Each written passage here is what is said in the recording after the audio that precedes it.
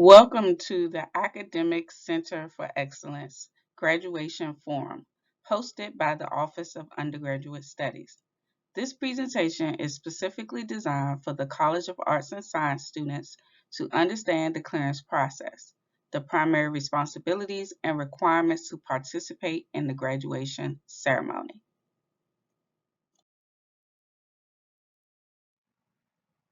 Graduation forums are held in the fall and spring semesters. Graduation forums are online sessions only. If you are reviewing this video online, this can also count as a forum. There is no need to attend any other sessions. Mr. Lincoln Brown is no longer responsible for coordinating or clearing students for graduation. If you continue to be advised by Mr. Brown, you will still be required to do the graduation pre-clearance process.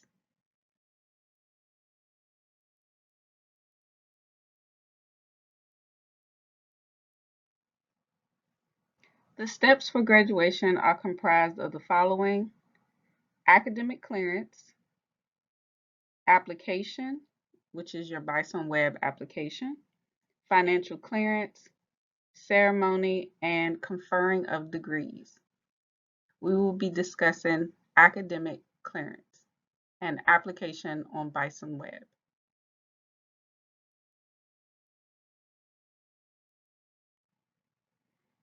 Academic clearance starts with your pre-clearance. Pre-clearance is a period before the final clearance.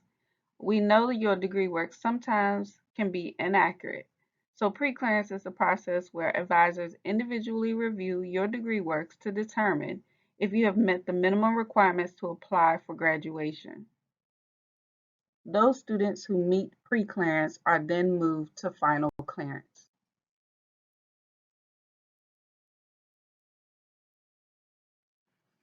During pre-clearance, advisors do not meet with students. Individual reviews of degree works are handled without appointments. Reviews take place once you submit for pre-clearance, and those students who receive emails of issues are then granted the ability to meet with an advisor to fix their issues. It is up to you to provide all the evidence that you met all of the requirements to receive your degree. Pre-clearance is the beginning stage. It is not final clearance. You still will have to pass all classes and pass your comprehensive exam in order to completely meet all the requirements to receive your degree by May.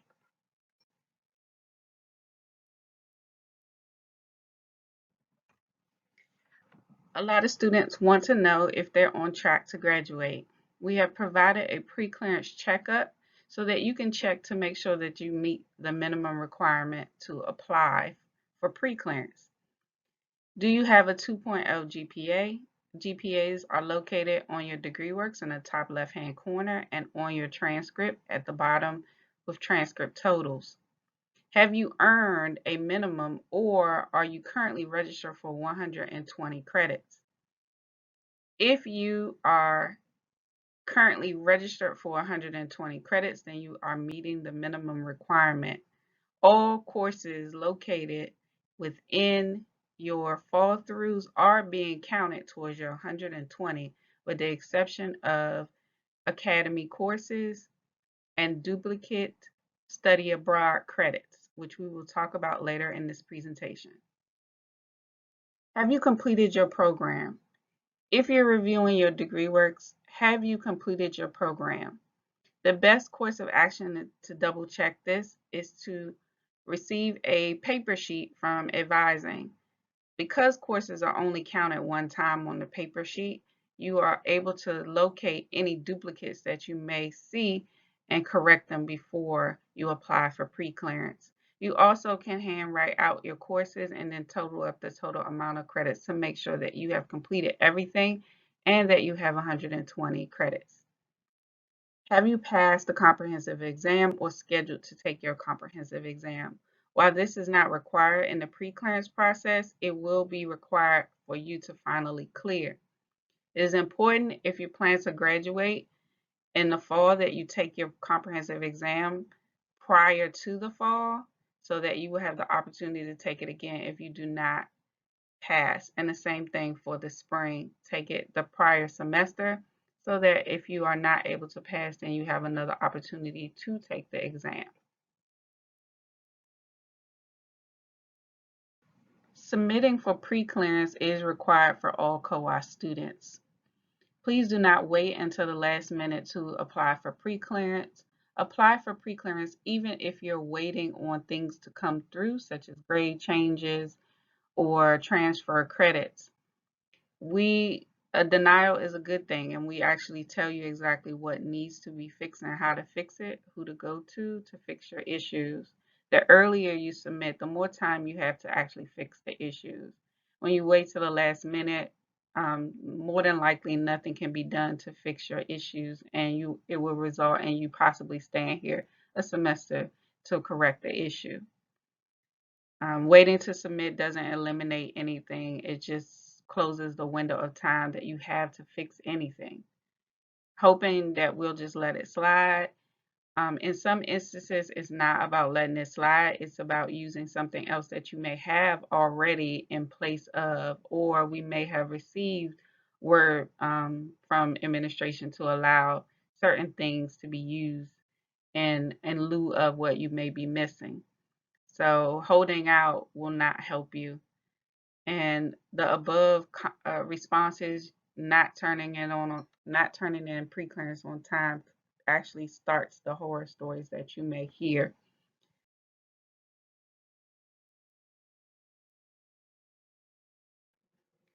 Know your major.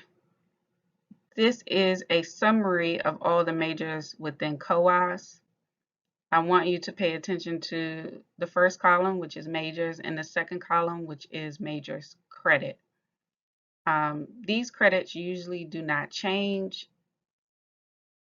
The departments usually adhere to the same amount, even though it may be different on your degree works. As long as you know how many credits are required for you to receive your degree, then you likely will not be denied.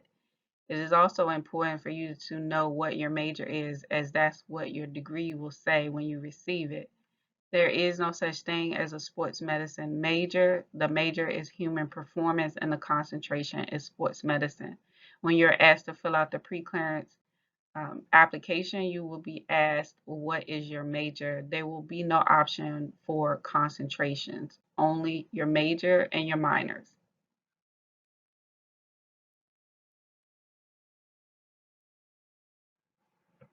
To determine if you have met the 120 credit requirement, below is a diagram to explain. We are looking for your earned credit amount. That means all the courses on your transcript under the title Earned Total Credits. Every course that you have taken so far at Howard and received a grade and quality points for are called earned credits. That total amount will be added to whatever you're currently registered for. If you're registered for 15 credits, it is not earned yet, so it is not included in your earned credits. So you will have to add it. So your earned plus your current registered needs to total 120 credits or above. If you're doing early bird, you must calculate your earned credits plus what you're currently registered for the fall and what you pre-register for the spring in order to get your total number of 120 and above. If you are less than 120 credits, you cannot apply for preclearance. However, you can request an appointment to meet with an advisor. If you decide to apply for preclearance, you will be automatically denied because you did not meet one of the minimum requirements to apply for graduation.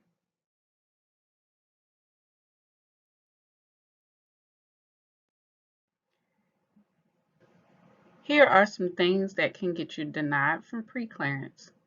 Academy courses. Academy courses do not count towards your 120 credit requirement. If you have academy courses, the total amount of credits per each course will be subtracted from your total amount of earned or registered courses. For example, if you have an academic course that is worth 2 credits will be subtracted from your total amount of 120. The easiest way to fix this issue is to register for a credit-bearing class to replace the non-credit course. Double count classes. Double count classes are classes that may show in multiple locations. However, you are only still receiving the original credit amount, and they can only be counted towards one requirement. For example, if you are a political science major, then political science Poly 001 may be showing in your divisional B or C category and again in your major. However, because you made it a major requirement or a minor, then that course will be used towards that requirement first, which will leave you with needing a divisional B or C to replace that requirement. And again, you only receive the credit one time. So you only receive 3 credits, not 6 credits, though it's showing in multiple locations. So you would need to replace it with 3 credits to replace the deficit. If you are over 120 credits, then this really does not make a big issue. However, if you are right at 120, you may not actually have the credits that you think you have. So please count up your credits if you see multiple double count classes. Repeated courses. Repeated courses are only counted once the grade is entered. So every course that you're registered for that counts as a repeat is not registering as a repeat until a grade is input for that course. Remember, it is not adding to your earned credits if it is a repeat. So it will replace the course that's already on your transcript for the higher course, for the higher grade and the credit. So you're not getting 6 credits, you're replacing the 3 credit that had the lower grade. So please check your transcript for any repeat courses that you may be taking currently right now that may drop you below 117. Consortium and domestic exchange. We encourage all students not to take consortium or domestic exchange courses in their final semester of senior year here at Howard University, as you would have to line up the calendars for when grades are due at the other school and with Howard in order for those grades to be counted for your final completion. Study abroad.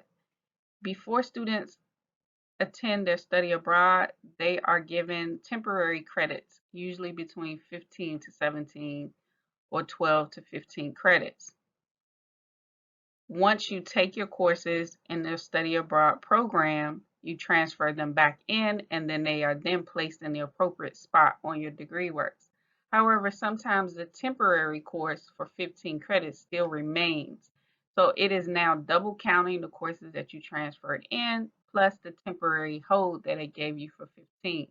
So you should always subtract the 15 hold credits if your courses are already transferred in from study abroad. And then that will tell you your accurate amount of credits towards completion. If you're above, or if you're at or above 120, then you are fine.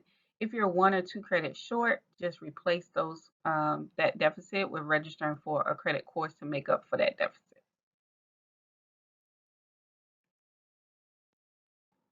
The preclearance process has moved to virtual. All application and submissions are accepted online during the preclearance period. You will complete an online preclearance application. Attach any documentation for any discrepancies on your degree works. That includes any emails from professors about substitutions or waivers, any transfer credits, transfer course petition forms, or any other documentation that may prevent you from clearing. You will hit the submit button. You will receive a message letting you know that your application was submitted and that you should receive notification between 5 to 7 business days. If you do not get notification, please contact the coordinator around the 8th or the 10th day. Sometimes reviews will take longer if the student's program is in question or they have some questions for the actual student. So please don't be alarmed if it takes longer than 10 days for you to be reviewed.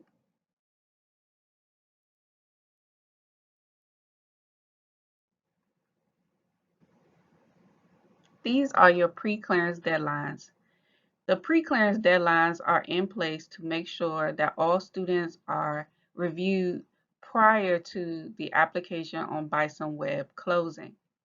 If you try to go to bisonweb and apply, it will give you the message of no curriculum.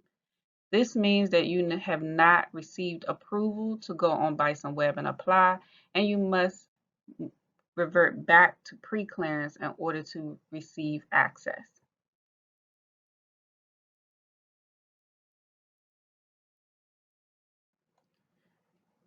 Once you have been pre-cleared, you will receive notification to apply on bisonweb. The application for bisonweb closes every semester. All students must go through pre-clearance prior to receiving a permission to apply on bisonweb. Please pay attention to your pre-clearance deadlines in order to make sure that you meet the bisonweb application deadlines.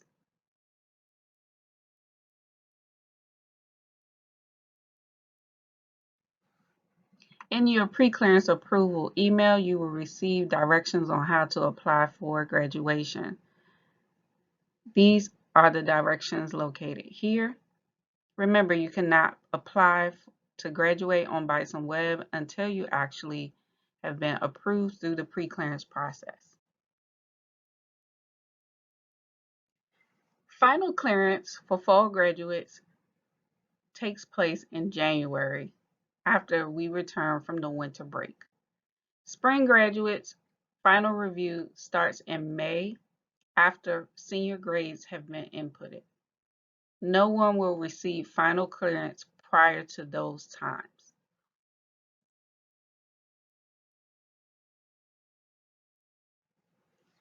After the pre-clearance process, there is a waiting period.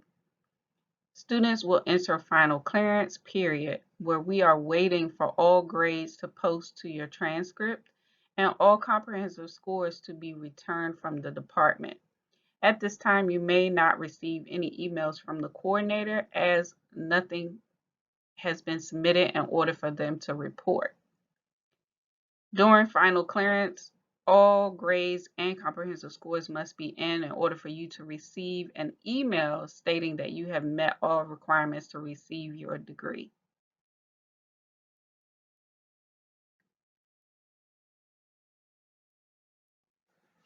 After students are reviewed and received final clearance, meaning they have met all of the requirements to receive their degree, their names are then submitted for recommendation for them to receive their degree.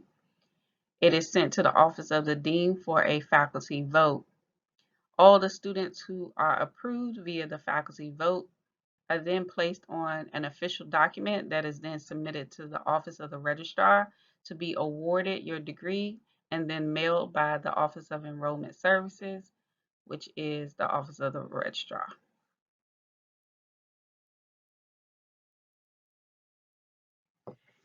If for some reason you are not final cleared, students who do not clear in the semester for which they have applied will not have to redo clearance.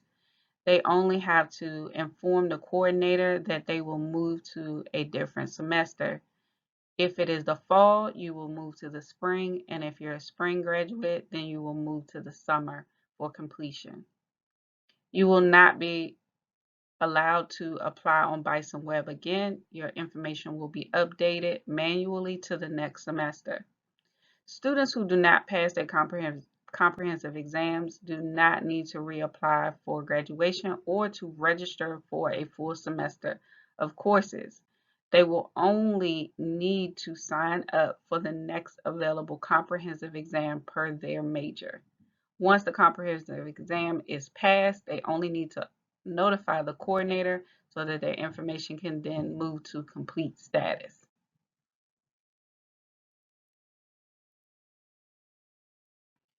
These are the responsibilities for each person in the graduation clearance process. As a student, it is your responsibility to submit for pre-clearance. As the coordinator in the Center for Academic Excellence, it is their responsibility to make sure that the advisors review you as much accuracy as possible. It is then up to the coordinator to make sure that you are notified of your status of pre-clearance and final clearance. It is up to you once you receive notification of approval to make sure that you apply on bisonweb by the deadline date and receive your confirmation. If you are denied, it is up to you to schedule an appointment with an advisor to make sure that any issues that you have can be cleared, or to clear up any discrepancies that we may not be aware of. It is up to you as a student to pay your graduation fee and any other balances that you may owe Howard University.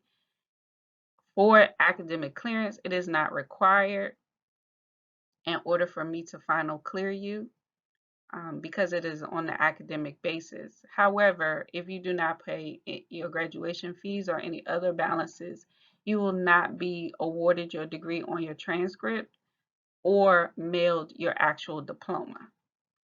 And it is up to the professors and the students to make sure that final grades are posted on your transcript in order for you to be reviewed for final clearance.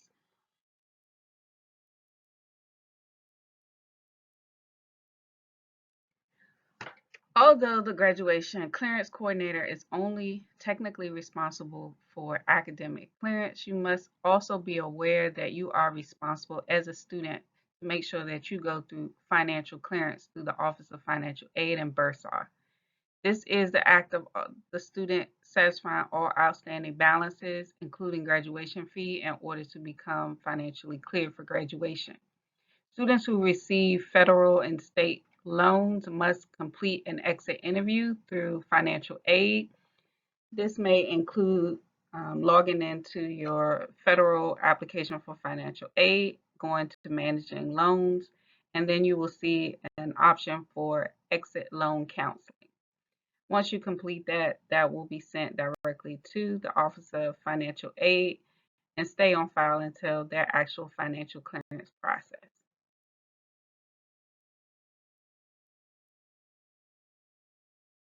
Only students who have received academic and financial clearance for graduation by the deadline will participate in the commencement ceremonies.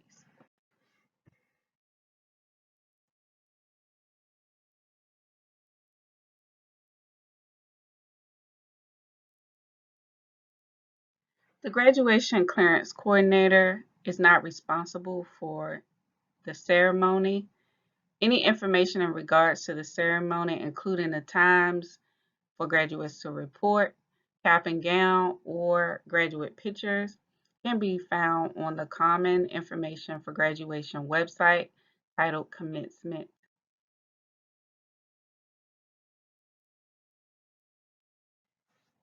After you have been finally cleared and you have participated in the commencement ceremony, you will receive what is the awarding of your degree, also known as conferring of degrees.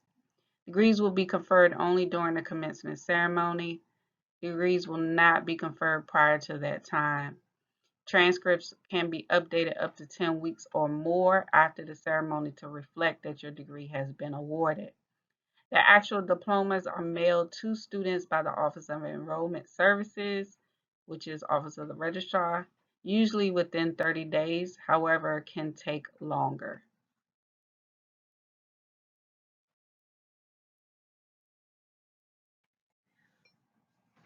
Honors is decided based on GPA and credits per semester. Honors will appear on the student's transcript, diploma, and in commencement ceremonies. Courses that are non-credit courses are not considered in determining eligibility towards honors. Students who have repeated a course to raise a GPA cannot be considered in honors. For example, if you've taken Math 006 and the first time you received a D or F, and then you took the course again and you got an A, you have 2 letter grades, you are now exempted from being considered for honors.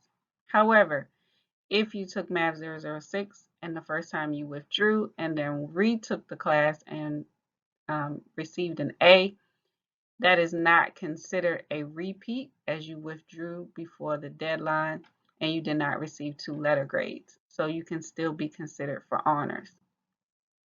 If you have not enrolled in a minimum of 12 credits per semester, then you are exempt for honors. The only exception is your final semester here at Howard. You are able to have 12 credits or less and still be considered for honors.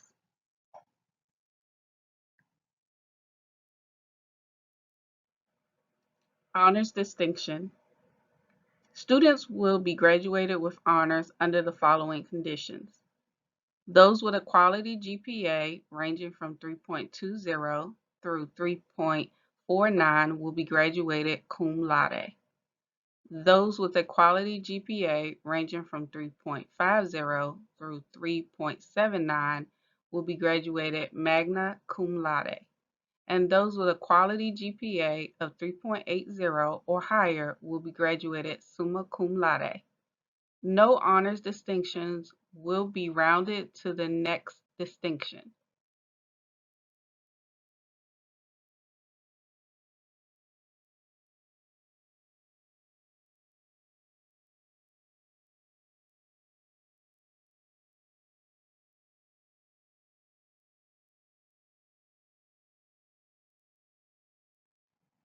Students who are graduating on honors can pick up honors corps and or medallions from their major department if applicable.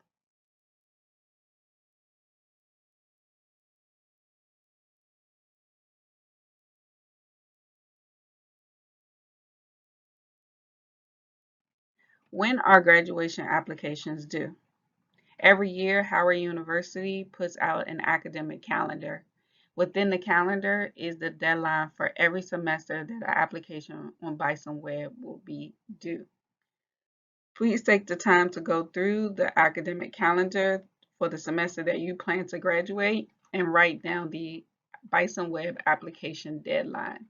The pre-clearance deadline will always be a week or two prior to that to make sure that all students can be reviewed and still be able to apply on bisonweb. What if I need a class to graduate and it's not being offered? It is always recommended that you go to your department for which you need the requirement, as they are the only ones that can substitute or waive their own requirements. And make sure that you get it in writing. You will have to submit documentation to show that the course is either being substituted or waived for a different requirement. Can I graduate with a balance? Absolutely not. Howard University will hold your actual diploma from being mailed. They will also not allow you to access any of your academic records until your balance has been met.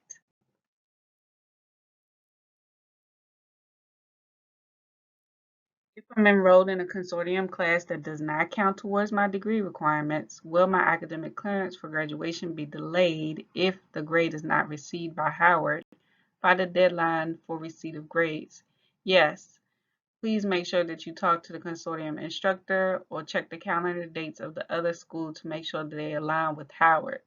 The grade from the other course must show on your transcript in order for you to show you met all the requirements to receive your degree. Must all prospective graduates complete an exit interview in the Office of Financial Aid? Yes, if you receive financial aid in the form of loans.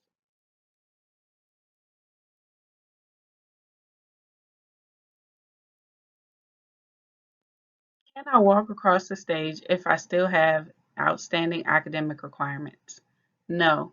Students will be eligible to participate in commencement convocation and recognition ceremonies only if they have completed all academic degree requirements and fulfilled all financial obligations to the university for graduation. Can I graduate if I have a D in my major or my minor? If you have a D in your major, you will be required to repeat any course that you have a D in. If you have a D in your minor, yes, you can still graduate with a D in your minor as long as your GPA within your minor is a 2.0 or higher. You may be asked to repeat any course that keeps you below a 2.0.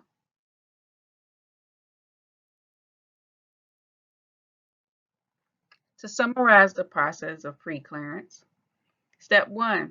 Apply for preclearance. All students in the College of Arts and Sciences who intend to complete their degree at the end of each semester must submit for preclearance.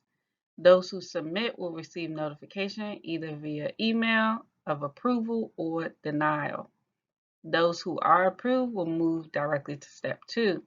Those who are denied will receive the opportunity to meet with an advisor to fix their issue or to get clarification and related to their issue. If you are approved, then you will move to complete the application on bisonweb before the deadline and pay your graduation fee. Once you have completed that, you will receive notification of when the final clearance period will begin. During that period, you will wait for your comprehensive exam scores to be received and all final grades for that semester to be posted. They will then be reviewed by an advisor to determine if you have met all the requirements to be recommended to receive your degree at Howard University.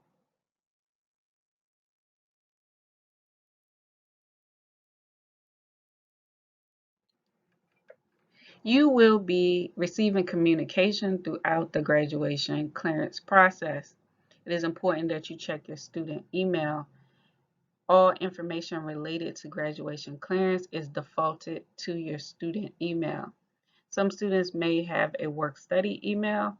It will be at howard.edu. If you are a work study student or received work study, however, never accepted your work study, you may receive emails to that email. You can work with ETS to make sure you gain access, or you can go into Bison Web and change your default email to your Bison email. It's also important during the graduation clearance process that you read the actual emails to prevent you from being stressed during the process. If you know what stage we're currently in and what process you're currently completing, then you'll know how close you are to finishing the process and being awarded your degree. Congratulations, you are well on your way to becoming a proud Bison alumna. For more information related to graduation preclearance for COAS, please visit ous.howard.edu /graduation-resources.